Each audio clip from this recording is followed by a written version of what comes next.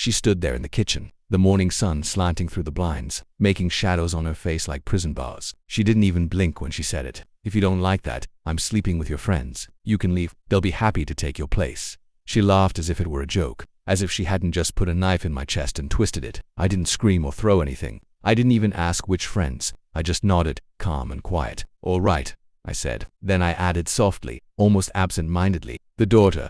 That made her laugh harder. She always thought I was too weak to fight back. That was her biggest mistake. We had been married for 10 years, high school sweethearts everyone thought would last forever. We had the same friends, the same jokes, the same dreams. But then my spouse Emily started changing the rules. It was subtle at first. Flirty texts she called memes. Late nights out she called girls' nights. The warmth in her voice faded into contempt. One night, drunk and careless, she forgot to mute her phone. I saw his name, my best friend, John. I followed the thread backward, pulling on a loose string. It unraveled fast. John, then John, then John.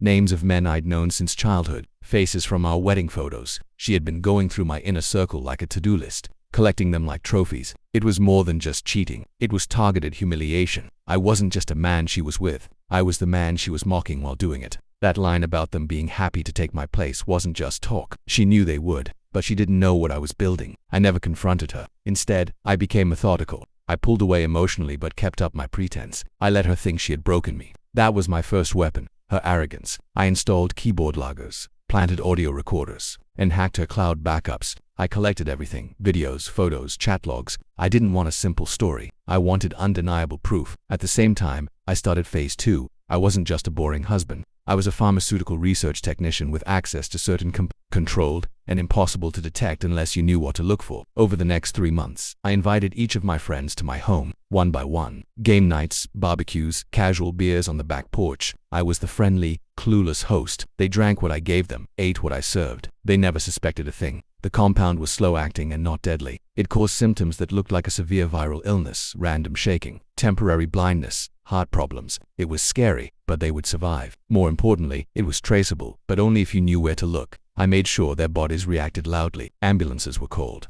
Panic spread quickly, and that's when I triggered phase 3. I anonymously sent a tip to the hospital staff. I told them to test for a specific synthetic compound, one not used by a regular doctor. The test results came back the next day. Each of my friends had the exact same compound in their bodies. Same type, same dose, same symptoms. They all sat in the same hospital ward, connected by wires, with fear in their eyes. When the doctors showed them the toxicology report, their faces went white. One of them started crying because under the compound listing was a name. My name. The patent holder. I walked in that afternoon.com as a Sunday. John tried to sit up. John flinched. John couldn't even look at me. Said, "You should be more careful about what you eat when you're sleeping with someone else's wife." They tried to speak, some to apologize, some to beg, but I wasn't listening. I pulled out a folder I was carrying. Inside was a copy of every chat, every photo, every message they ever sent to my spouse. I left it on the table. "Keep it for when your wives ask what happened," I told them. Then I walked out. I saved her for last. She was in the kitchen again when I got home, stirring soup like nothing had happened. She turned and smiled sweetly. "Did you check on your friends?" she asked. "Yeah," I replied. "They're awake. Should be home in a few weeks." Scared, speechless, her smile faltered. She knew me well enough to hear the sharpness in my voice.